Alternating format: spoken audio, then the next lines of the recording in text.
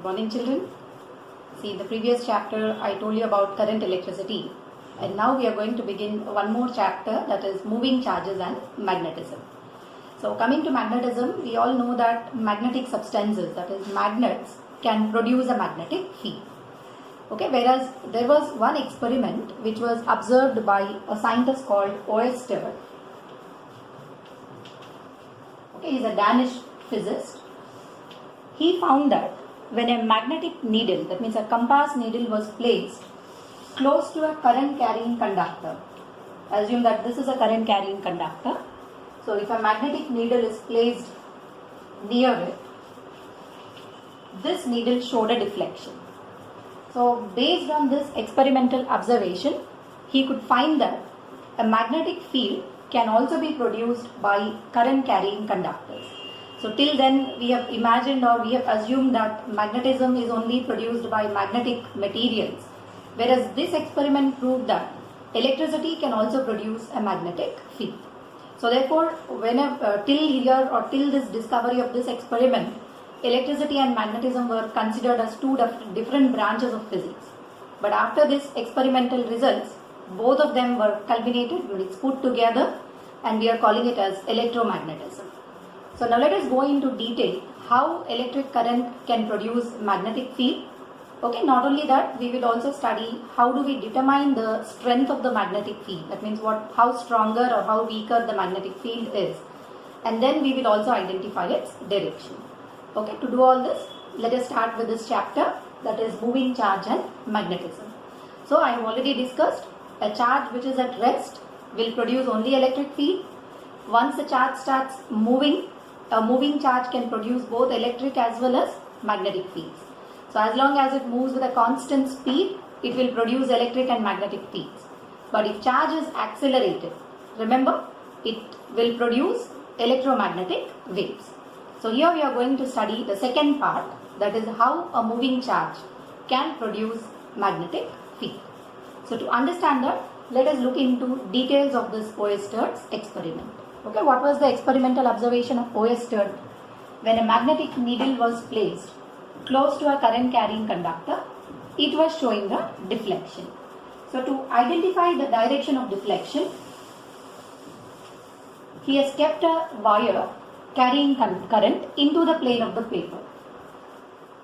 Okay, assume that this cross represents a current carrying conductor carrying current into the plane of the board or into the plane of the paper.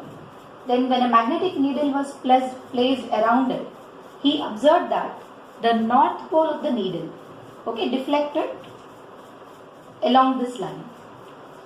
Arrow indicates the north pole of the magnetic compass needle. So around this current carrying conductor, he observed a magnetic field. Then what he did is, he has reversed the direction of current.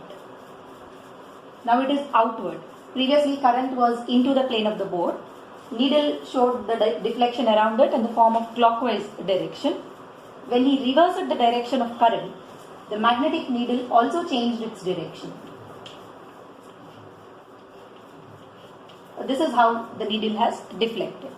So that means with change in direction of current, direction of magnetic field is also changing. Then to confirm it, when he moved the needle close to the conductor, a large deflection was observed. When he moved the needle away from the conductor, deflection was less.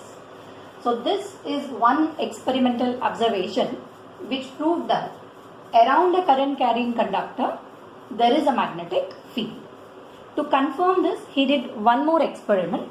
So in this experiment, okay, he kept a current carrying conductor passing through a plain sheet of paper. Assume that this is a sheet of paper through which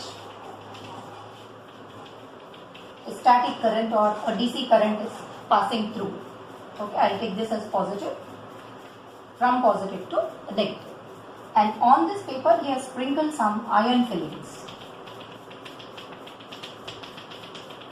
Okay, iron fillings were placed on the paper and the wire was carrying the current in upward direction. And then the moment he closed the switch, he observed that these iron fillings took concentric path. That means they aligned in the form of concentric circles like this. We know iron fillings are ferromagnetic materials. They get attracted by the magnetic fields. So how is the nature of magnetic field around a current carrying conductor? It was in the form of concentric circles. So these two experiments confirmed that a moving charge also can produce magnetism. So that's what we will be studying in this particular chapter. Actually, there are two chapters based on magnetism. One is a moving charge producing magnetism. Second part of the lesson, the next lesson, we will see classical magnetism. That means using magnetic materials, how to produce magnetic fields. And now that we have understood there is a magnetic field around the current carrying conductor, now the question is, what is the magnitude and direction of the magnetic field? Again I repeat, we know that, or we have understood that there is a magnetic field around the current carrying conductor. Then we are interested in determining its magnitude and direction. First let me give you the direction. Okay, to identify the direction of magnetic field, okay, we generally use two different rules.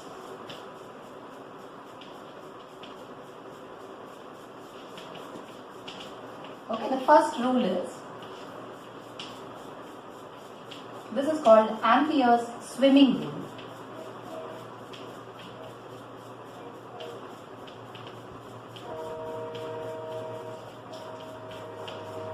And the second rule is right hand thumb rule.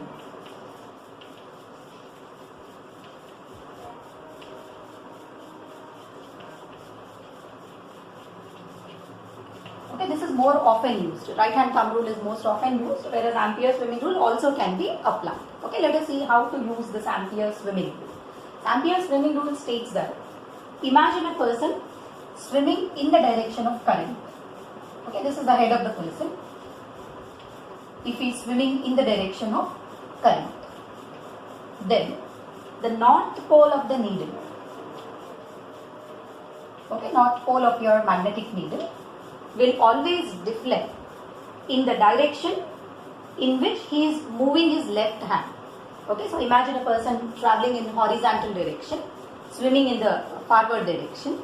He will move his left hand inward. Okay, right hand also inward and left hand also inward. The direction in which he moves his left hand will give the direction of deflection of the north pole. Again I am repeating the statement. What is the statement?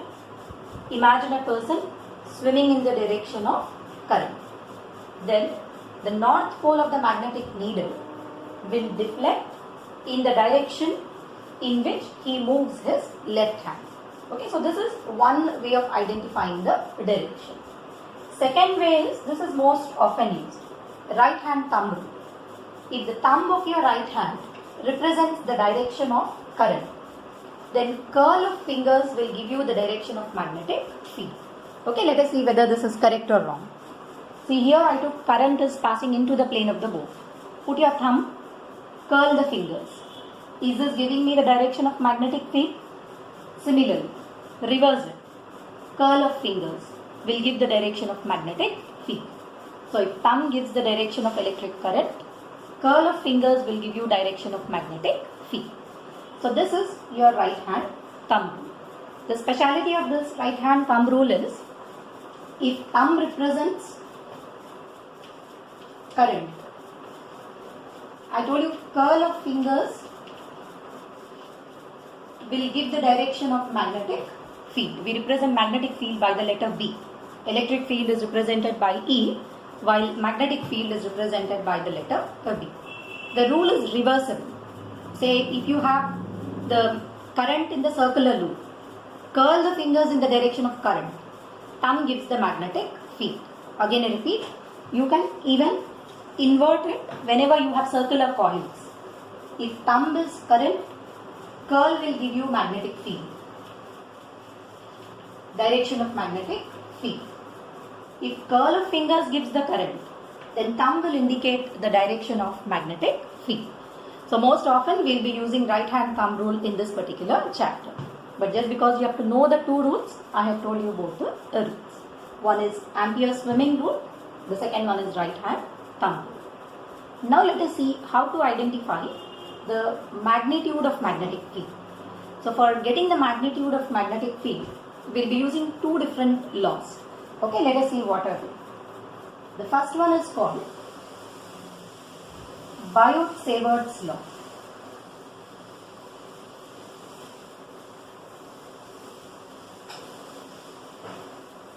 Okay, we use two rules. One is Biot-Savart's law, and the second law is called Ampere's law. Again I repeat, why do we use this Biot-Savart's law? It is the name of a scientist. This law is helpful for determining the magnitude of magnetic field. Direction I told you, it is by either Ampere's law or by swimming rule. Right hand thumb rule. Now come to what is this Biot-Savart's law. So to understand this Biot-Savart's law, consider one current carrying conductor. Okay, so I am assuming one long wire which is carrying the current I. Take a small length of it, an element whose length is dl. Then the product of I into dl. Okay, current carrying conductor whose length is dl. This is called current element. It is a vector quantity. Okay, I into dl, I am calling it as current element. This is a vector quantity which has a direction same as that of direction of current. If current is upward, ideal element is having a direction upward. If current changes its direction, the current element also will change its direction. And then it has a SI unit, ampere into meter. Okay, remember, this current element is considered to be the cause of magnetic field. Okay, a current carrying small length of the element. This is going to produce a magnetic field around it. Then select a point P, okay, which is at a distance r from this element, and ideal or current element is making an angle theta with this vector. Then it was experimentally observed that the magnetic field at this particular point, okay, I will call the magnetic field as dB because we are finding it for a small current element. I am writing the differential form. Biot-Savart's law itself is in differential form. This magnetic field was found to be proportional to current element. More current, more magnetic field, less current, less magnetic field. It also depends on the length of that element. Then second observed factor is dV is proportional to 1 by r square. That means as distance is increasing, magnetic field is decreasing. That means even this is going to obey inverse square law. Third observation, dB is proportional to sine theta, where theta is angle between current element, that is dl, and r vector. Okay, now you can just assume if theta is 0, are you on the conductor? See, in the experiment also we have seen around the conductor there is a magnetic field. Along the conductor or on the conductor we did not observe any magnetic field. So when theta is 0, there was no magnetic field. When theta is 90 degree, maximum field was observed. So on what is the third factor on which dB depends? It also depends on sine theta. Again I repeat, Biot-Savart's law proved that the magnetic field produced by the current element is proportional to current element inversely related to the square of distance of that element to the point where you are finding the magnetic field, and it is also proportional to sine theta, but mention this, theta is the angle between dl and r. When I put all of them together, okay, now what will be dB proportional to? Okay, we will get this dB as proportional to I into dl into sine theta divided by r square. And when I remove the proportionality, dB is equal to mu naught by 4 pi.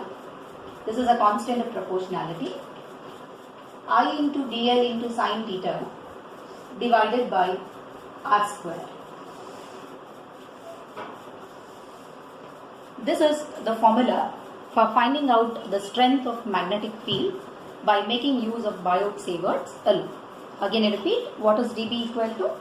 Mu naught by 4 pi I dl sine theta divided by r square. And now look at this constant of proportionality.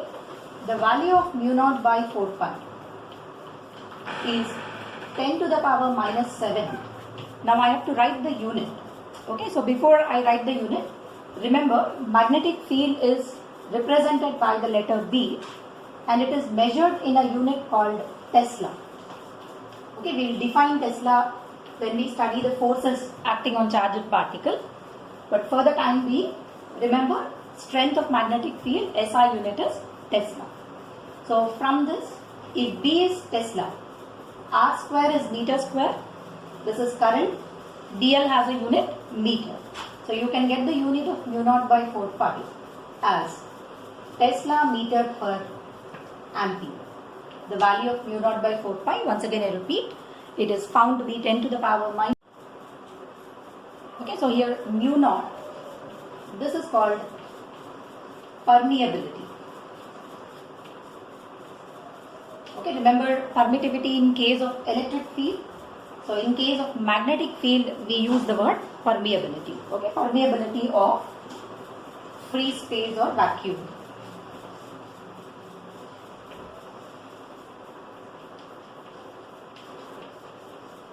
Okay, remember the constant of proportionality, mu naught by 4 pi is a very less magnitude, that is 10 to the power minus 7. Unit is Tesla meter per ampere. And this equation, that is dB is equal to mu naught by 4 pi I into dl sine theta by r square, this is called the scalar form of Biot-Savart's law. Okay, because nowhere I have indicated its direction. Okay, now I will modify the same into vector form. Okay, let's see how to modify it into vector form.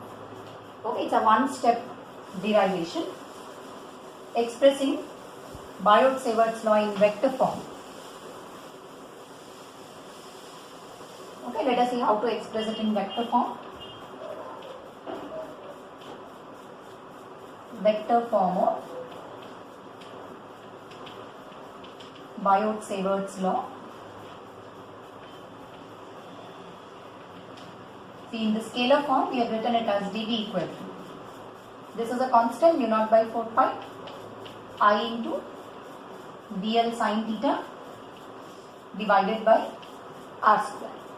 Okay, now what I will do is multiply and divide with r. dB is equal to mu naught by 4 pi I will write separately, dl into r into sine theta. See, while defining theta itself, I told you theta is the angle between dl and r. So can we write this dl into r into sine theta as dl cross r, cross product of vectors, divided by r cube. So this equation will give me the Biot-Savart's law, which is a differential form of calculating the magnetic field in vector form. Again I repeat, this equation is called which form of Biot-Savart's law? Vector form of Biot-Savart's law. Okay, which is mu naught by 4 pi I into dl cross r divided by r cube. And now when you observe this, we know how to identify the direction of dB.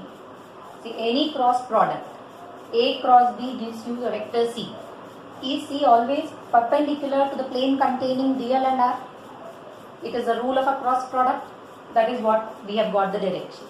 The direction of magnetic field should always be in a plane which is perpendicular to dl vector and r vector. Remember this, in derivations we will be using this condition. So this is all about which law for calculating the strength of magnetic field? Biot-Savart's law. And now regarding this Biot-Savart's law, let us compare how is this Biot-Savart's law similar to electric field and what are the dissimilarities between electric and magnetic fields. See, we have studied Coulomb's law in case of electric field to calculate the magnitude of electric field or forces. Did we use Coulomb's law? So if you compare Coulomb's law with Biot Savart's law, we observe some similarities. Okay, look at the similarities. Similarities between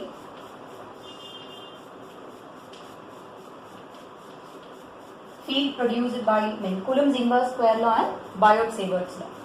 See, both of them, are they obeying inverse square law?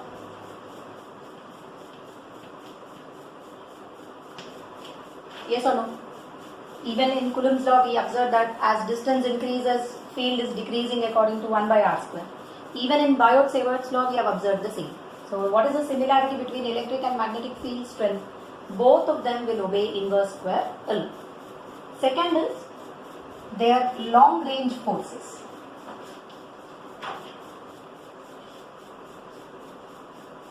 Okay, they are applicable for a large distance of separation. So both of them are long range, not forces, both of them are long range. So these two, you can understand them as the similarities between Coulomb's law, that means electric field and magnetic field. Now come to two dissimilarities also.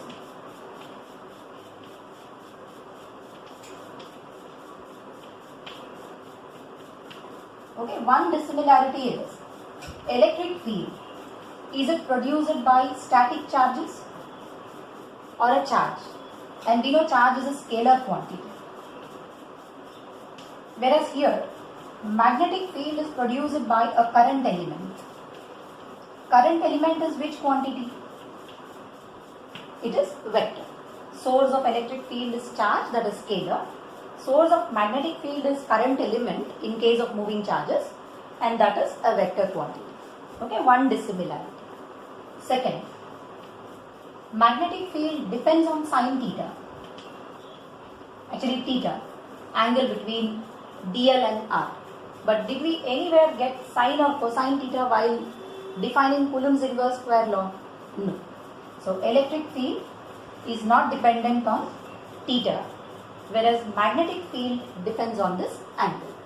So at least two similarities and two dissimilarities between electric and magnetic fields you have to remember. Okay, now let us see how to apply this Biot-Savart's law to calculate the magnetic field due to a circular loop of wire. Okay, so for that, look at the diagram. Consider one circular loop whose radius is capital R, carrying the current I. See, dotted line is into the plane of the paper, thick line is outside the plane of paper. We are interested in finding the magnetic field at this point, okay, which is at a distance x from the center. Okay, for that, first select one small element whose length is dl. Okay, so this dl is carrying the current outside the plane of the board. Due to this element, we want to find magnetic field at this particular point. So join this line. Let this distance be r. Okay, we know what should be the direction of magnetic field. It should be perpendicular to r and perpendicular to dl. Since dl is outside the board and r is on the plane of the board, even you can use right hand thumb rule. Put your thumb, curl the fingers. What is the direction of magnetic field here? Perpendicular to r. Let me call this as d. Similarly, select one more element at the bottom, exactly opposite to it, which is at the same distance. Magnetic field due to this element will be perpendicular to r. This will be dB. Now if I call this angle as theta, I will resolve this dB into two components. This angle will be theta, dB sin theta. Here we get dB cos theta. Similarly, resolve this also into components. This angle is theta. So dB sin theta will be along horizontal, and down you have dB cos theta. Now observe, for two different elements, we are getting only horizontal components. Vertical components are getting cancelled. See, I have shown you two elements only to prove that vertical components will anyway get cancelled. Field is only due to which components? Horizontal. Now if I write the magnetic field due to one element along x-axis, is it dB into sine theta? dB into sine theta. Or from Biot-Savart's law, we know we can write this dB as mu naught by 4 pi I into dl cross r by r cube into sine theta. What is the angle between dl and r vector? Just now I told you dl is outside the board because your current loop is coming out of the plane of the board. R is on the board. Angle should be 90 degrees. So dl into r into sine 90 will anyway become equal to 1. So what is dbx equal to then? Mu naught by 4 pi I dl into r into sine 90 is 1 and into sine theta. This sine theta is due to this angle divided by r square. 1r and cube will anyway get cancelled. Okay, I will write it in the next step. R by r cube, it will become r square. So simplify this relation further. dB along x-axis. Mu naught by 4 pi I into dl by r square. Now put the value of sine theta. What is sine theta from this triangle? Opposite by hypotenuse. Capital R by small r. So capital R by small r. And here itself you can remember this small r is equal to square root of r square plus x square. Okay, hypotenuse is r square plus x square under root. So continue, because this is giving me magnetic field only due to one element. I want the magnetic field due to all the elements on the circle. So what should we do? Integrate the relation. So when I integrate this relation, integral of dbx will be mu naught by 4 pi I constant, dl is constant, dl by r cube into capital R integral. Now remove the constants outside. Integral of dbx will give me dx should be equal to mu naught is constant, I constant, capital R is constant, 4 pi r cube is also constant. What is integral of dl? Integral of dl is sum of all the elements which are present on the circumference of a circle. What is the length of a circle? 2 pi r. So integral dl will give me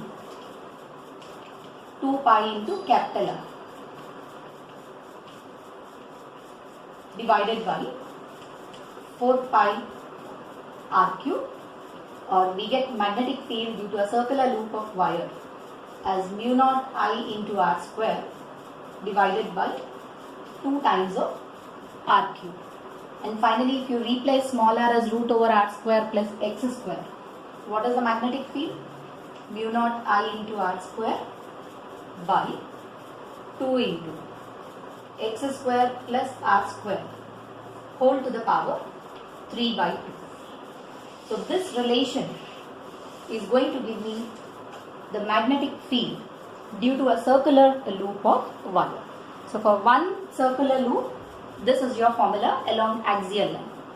Now tell me, how will you modify this if you have a coil of n such turns? See, here I took a one circular loop.